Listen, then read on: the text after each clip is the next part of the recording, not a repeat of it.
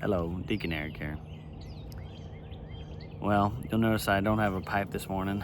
It's not because I'm not into smoking it anymore. I just got out of the house and forgot my tobacco, and I'm not going back. This is my time to get this done. So, there's a plane going on overhead. So, what I want to talk about today is I've been reading Wendell Berry, or listening on audiobook. It's been really good. It's with Nick, what's his name? Nick Offerman, or Ron Swanson, as I like to call him, narrating Wendell Berry. It's very good. But there was Wendell Berry, if you're not familiar with him, and you may have heard of him, and I had heard of him before and read little quotes here and there and read people talking about Wendell Berry, but I never really digested any Wendell Berry himself, and it's been really good. And Wendell Berry, his core philosophy was a call back to agrarianism. And so, but there was something that he keyed in on that I, on a particular side. And he talks about the Industrial Revolution and these things, but he was talking about, and he wasn't necessarily keying in on feminism itself, but what he was keying in on was that the highest ideal, the image that we all want to be like in our culture is The Bachelor, and not the show The Bachelor, even though that's an expression of it, but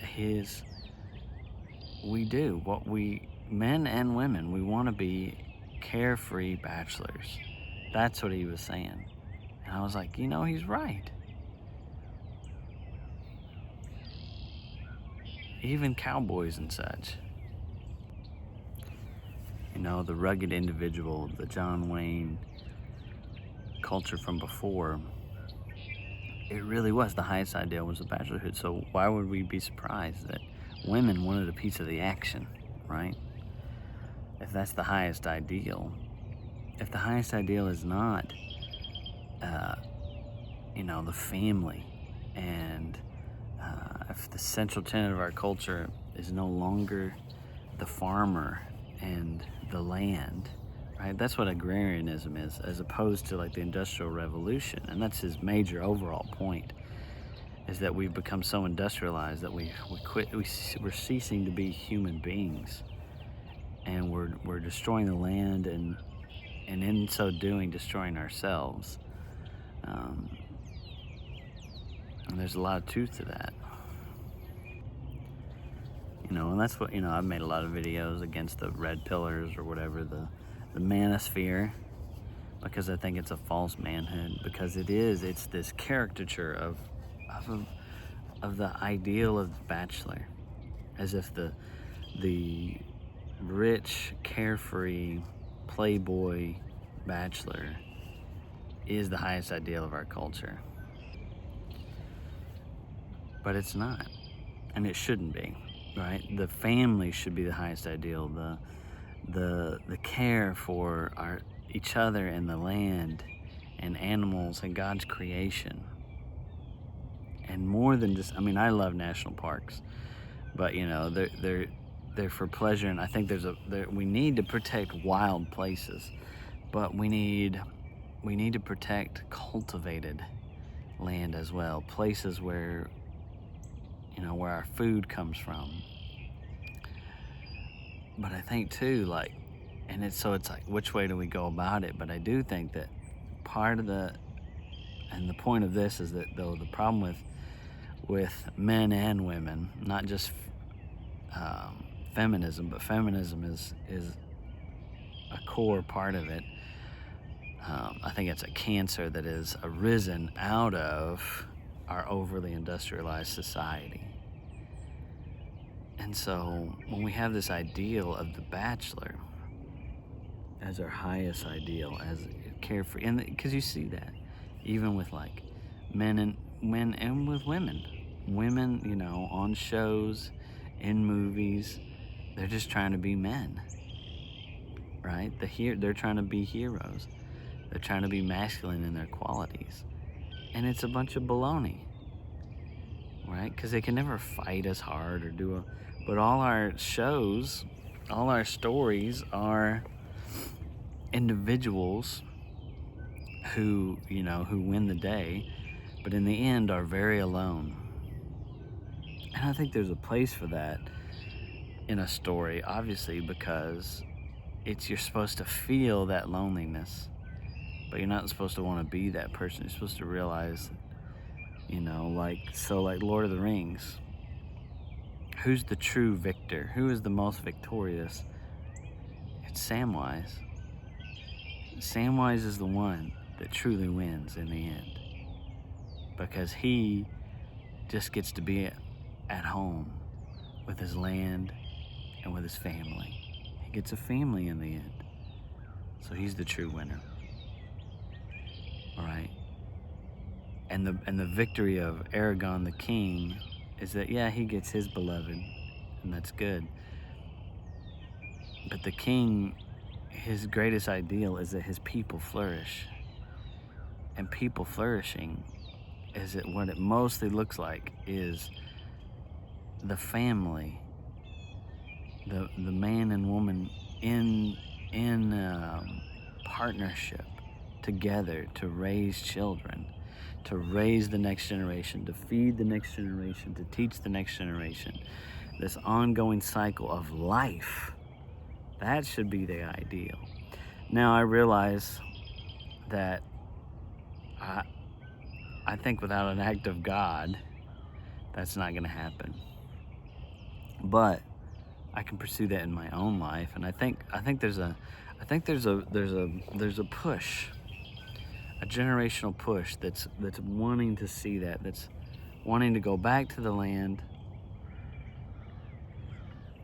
and wanting the family as the central core tenet. Now, I'm not in a place where I have a lot of land. What you see behind me is not mine.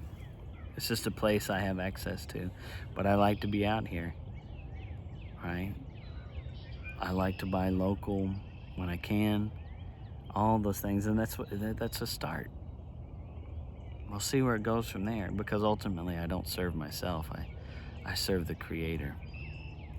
And I think that some of the things that Wendell Berry speaks of are ideals that we may not see happen in our lifetime. But I think he might have a picture of eternity in mind. But to go back to it, this idea of like, just study and look at who your heroes are.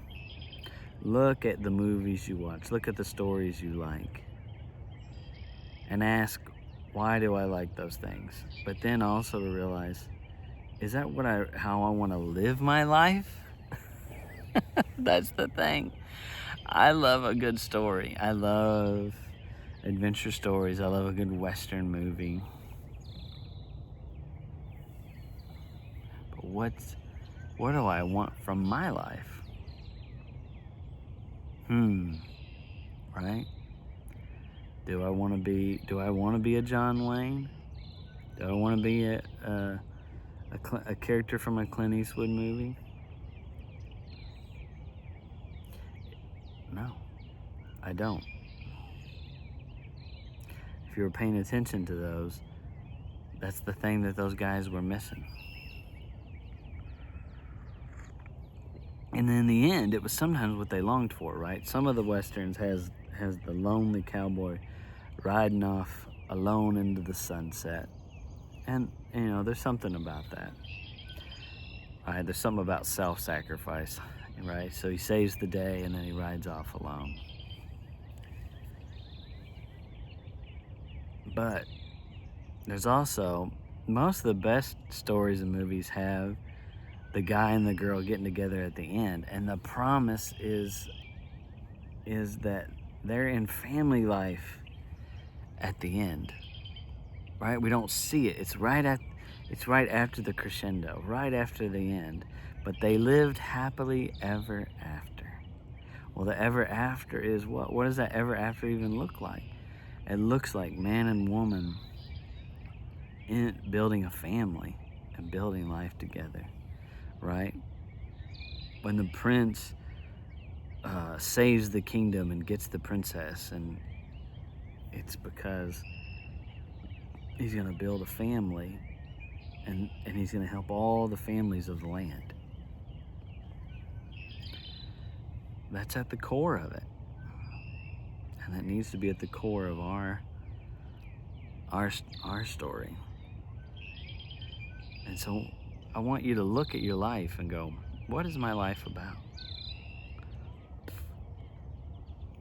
What do I want?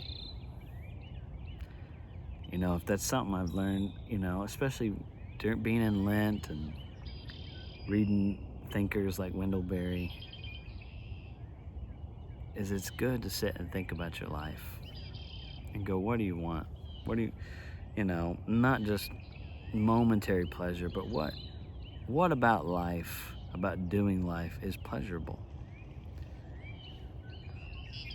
You know, what are those truly simple, enduring pleasures of having a quiet place to get up in the morning and go outside and watch the sunrise, and to watch the sun go down and to drift off into good sleep, right? To not be stuck looking at a screen, even though I'm doing this on the screen, right? But it makes you think, what do I want out of my life? Right? And I think I had that ideal as a young man. All my ideals were like, what am I gonna do? Even though they were kingdom things, and I always wanted to have a family. Right, but the things that stirred my soul were going on great adventures, and that's all good. You know, there's a time and a place for that. It's not like we should totally kill it, but it needs to have its place, right? It needs to be in the right spot in our heart. And we need to be prepared for whatever the adventures of life may be. But if there's any hope for our culture and our children, we need a shift. That's for sure. We need to start caring for each other and caring for the land, caring for creation. Because I think that's what God meant in the beginning. Just makes you think, you should just read some Wendell Berry. You might get convicted. You might be like, this guy's crazy, right? Maybe a little too much at times. And he's not right about everything. And he might be idealistic about some things, but sometimes we need to be idealistic so that we shift a little bit in the right direction. Well, I might make another video about Wendell Berry, but that's all for today. So may the Lord bless you and keep you. May he shine his face upon you and give you rest.